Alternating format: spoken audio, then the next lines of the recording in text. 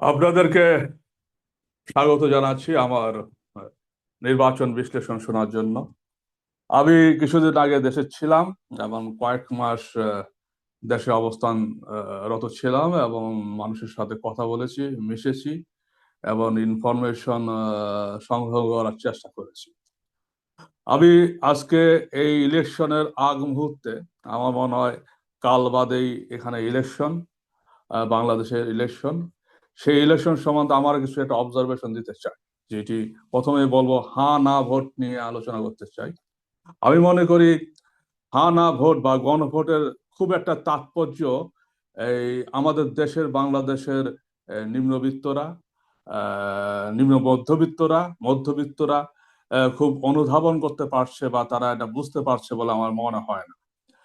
আমার কাছে মনে হয় যারা একটু পড়াশোনা করেন, সংবাদপত্র পড়েন, রাজনীতি নিয়ে খোঁজ খবর রাখেন, তারা হয়তো হা না বিষয়টা নিয়ে আলোচনা করতেছেন, কিন্তু জনগণের দৃষ্টি এবং ফোকাস কিন্তু ওই গণভোটের দিকে না। আবার আমার কাছে মনে হয় এই গণভোট এটা এই আহ, যদিও সবাই আশা করতেছে এবং সরকার প্রচার করতেছে সবাই যেন হা ভোটেই ভোট দেয়, কিন্তু এই ভোটের রেজাল্টটা পরবর্তীতে যে এটাও যে গ্রহণযোগ্য হবে বলে আমার কাছে মনে হয় না। যদি সরকার পরিবর্তন হয়, আরেকটি সরকার আসে, তাহলে এই গণভোট অবৈধ ডিক্লেয়ার হতে পারে। এখন আসি নির্বাচন পর্যালোচনা। প্রথম নির্বাচন পর্যালোচনা দেখব যে আমাদের খালেদা জিয়ার মৃত্যু এবং তারেক জিয়ার দেশে প্রত্যাবর্তন, এটা দেশের জনগণের মধ্যে এক ধরনের সিম্পেথি তৈরি করেছে। এই সিম্পেথি তৈরি করার জন্য এবং বিএনপি দীর্ঘদিন বিএনপি একটি জনপ্রিয়, দেশের জনপ্রিয় দল এবং একাধিকবার তারা রাষ্ট্র পরিচালনা করেছে। সুতরাং আমার পর্যবেক্ষণে মনে হয় বিএনপি 220টার অধিক সিট পাবে, আমার কাছে যেটা বিশ্বাস মনে হয়। এবং জামাত, আপনারা জানেন যে জামাত কখনই 18টার বেশি সিট পায়নি, কিন্তু এবার তারা বিভিন্নভাবে অনলাইনে বিভিন্ন মিডিয়াতে প্রচার করতেছে যে তারা সরকার গঠন করতে যাচ্ছে।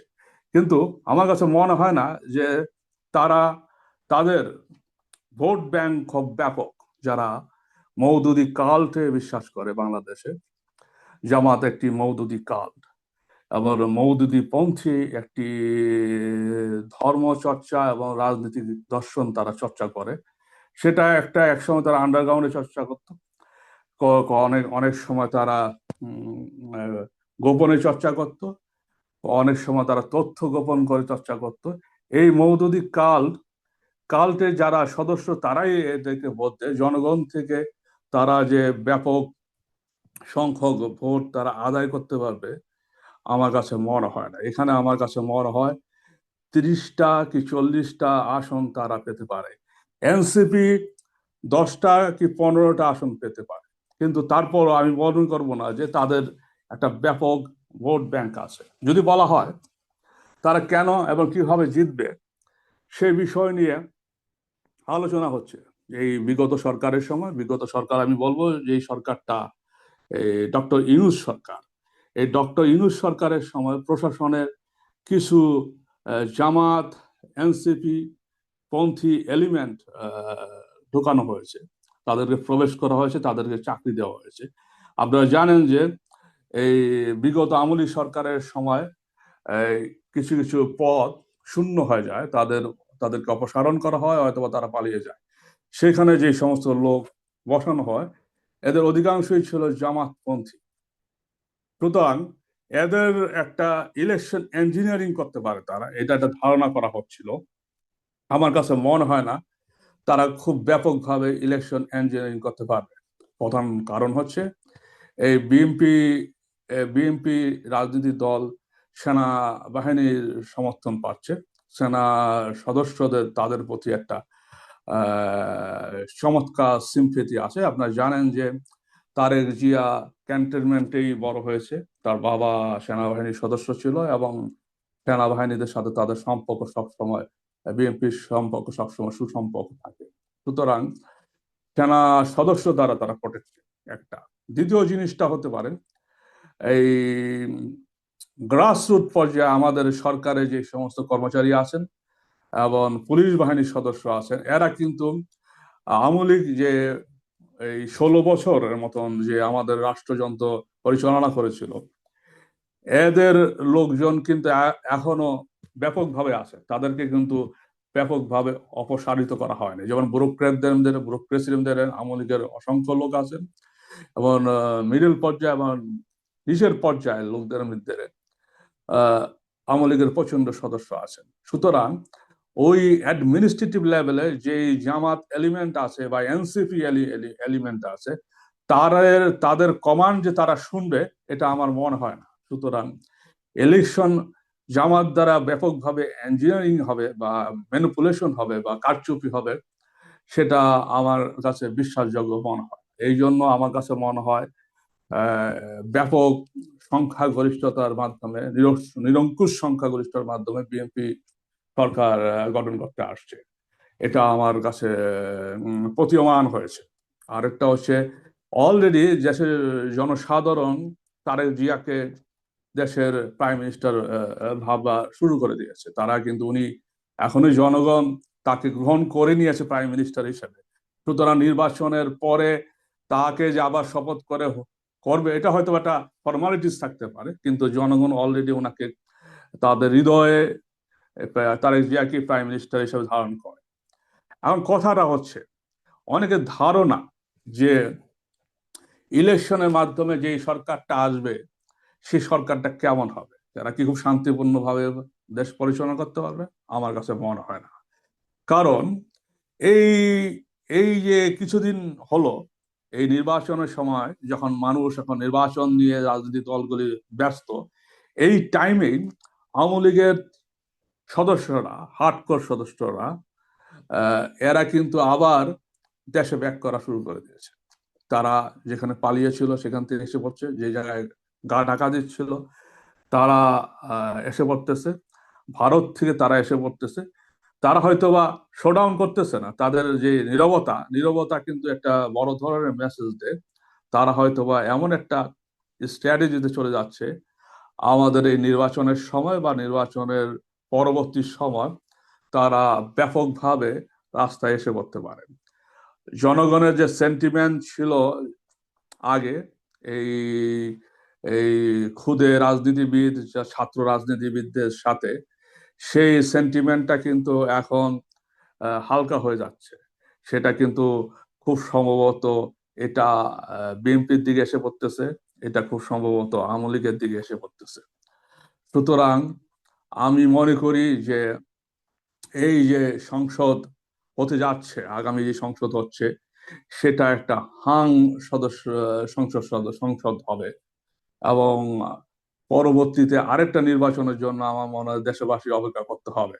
এছাড়া কোনো উপায় নেই। কারণ আওয়ামী লীগ, আপনারা জানেন যে একটি বিশাল ব্যাপক বড় দল, এবং তাদের ভোট ব্যাংক ব্যাপক, এবং তারা এবার নির্বাচন অংশগ্রহণ করতে পারতেছে না, এবং তাদের রাজনীতিকে ব্যান করা হয়নি, কিন্তু তাদের অ্যাক্টিভিটিসকে ব্যান করা হচ্ছে, অর্থাৎ তাদেরকে নির্বাচন করতে দেওয়া হচ্ছে না।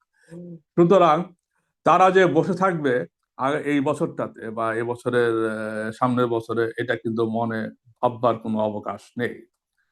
সুতরাং আমি মনে করি আমি মনে করি এই যে ভোটটা আমাদের দেশে হচ্ছে, এই ভোটটা যে আমাদের হচ্ছে, এটা খুব আহ, গুরুত্বপূর্ণ ভোট। কারণ হচ্ছে, আমরা এই যে একটা ইন্টারিয়াম গভর্নমেন্ট ছিল, যে গভর্নমেন্টকে বলা হয় যে যে আমরা প্রথমে এই ইউনূস সরকারকে ওয়েলকাম করেছিলাম, আমাদের অনেকে ওয়েলকাম করেছিলাম, এবং একজন নোবেল পুরস্কার প্রাপ্ত অর্থনীতিবিদ দ্বারা দেশ পরিচালিত হবে, এটা আমরা ওয়েলকাম করেছিলাম। এবং কিন্তু আমরা ওয়েলকাম করে অনেক হতাশগ্রস্ত হয়েছি।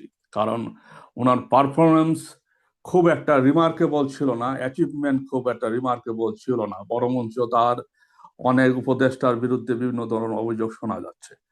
আমাদের সমস্ত জায়গায় ন্যায় বিচার প্রতিষ্ঠা করতে হবে, ইকুয়ালি জাস্টিস এস্টাবলিশ করতে হবে।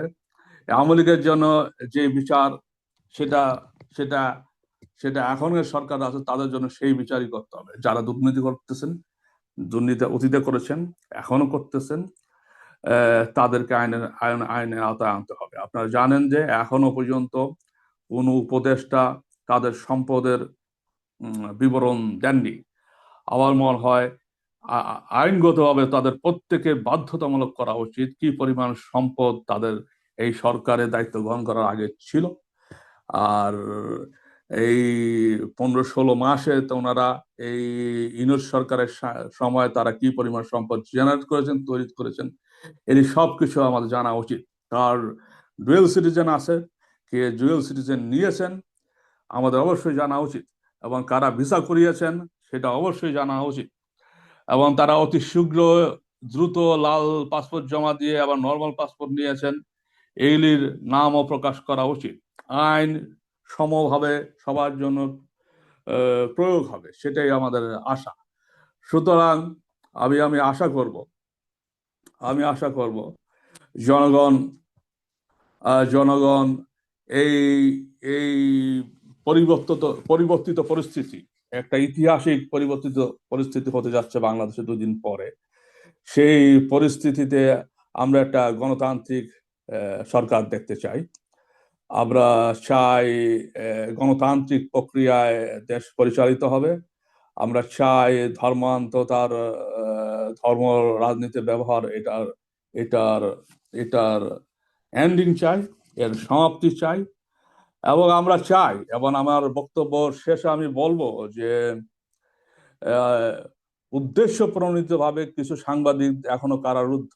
একজন সাংবাদিক হিসাবে আমি বলবো, একটা নির্বাচনে সাংবাদিকদের কারারুদ্ধ করে নির্বাচন পরিচালনা করা ঠিক না। আমাদের ইম্পর্টেন্ট, হয়তোবা তারা দালালি করেছে, হয়তোবা তাদের প্রতি অন্য দলের প্রতি প্রতি সিম্প্যাথি ছিল, কিন্তু জামিন পাওয়া জামিন পাওয়া একজন মানুষের নাগরিক অধিকার। যতদিন পর্যন্ত তার বিরুদ্ধে অপরাধ প্রমাণিত হবে না, যখন তার বিচারাধীন থাকবে, সেই টমেটাতে তার জামিন পাওয়া তার অধিকার আছে।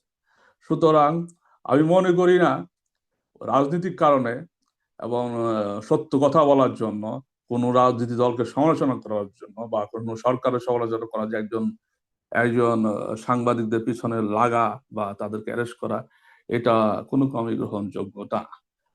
সুতরাং আমি শেষ করার আগে আমি বলতে চাই, দেশের যেই ক্ষমতায় আসুক এখন, যে যেই ক্ষমতায় আসুক, আমরা আমরা মনে করি একটা গণতান্ত্রিক প্রক্রিয়া আবার শুরু হবে, ন্যায় বিচারের প্রক্রিয়া আবার শুরু হবে, এবং দেশের একটা উত্তরণ ঘটবে। কিন্তু এটা আমার আশা। কিন্তু ভবিষ্যৎ যে একটা শান্তিপূর্ণ বাংলাদেশ দেখব বলে আমার কাছে মনে হচ্ছে না। কারণ এই নির্বাচন উত্তর একটা সহিংসতা এবং একটি সংঘাতময় পরিবেশ সৃষ্টি হচ্ছে। এখন কথাটা হচ্ছে, এটা নির্ভর করে, এটা মিনিমাইজ করা যাওয়া দরকার, এটাকে ম্যানেজ করা দরকার। এর জন্য খুব স্ট্রং লিডারশিপ দরকার, আদর্শমান লিডারশিপ দরকার। এবং পরবর্তী যে মন্ত্রী পরিষদ গঠিত হবে, সেই মন্ত্রী পরিষদ আদর্শমান এবং নেতৃত্ব দেওয়ার মতো ক্ষমতাশীল লোক, এবং যাদের হৃদয় আপনার ওপেন, মানে প্রতিহিংসা পরায়ণ না, দুর্নীতিবাজ না, এরকম ব্যক্তিরা যদি আসেন, তাহলে আমার কাছে মনে হয় এই আমরা যে একটা রাজনৈতিক নাইটমেয়ার দেখতেছি আগামী বছরগুলিতে, আগামী মাসগুলিতে, সেটা হয়তো বা কমে যেতে পারে। সেটা আশা রাখি। আমি আমার এই সংক্ষিপ্ত বক্তব্য শেষ করছি। ধন্যবাদ।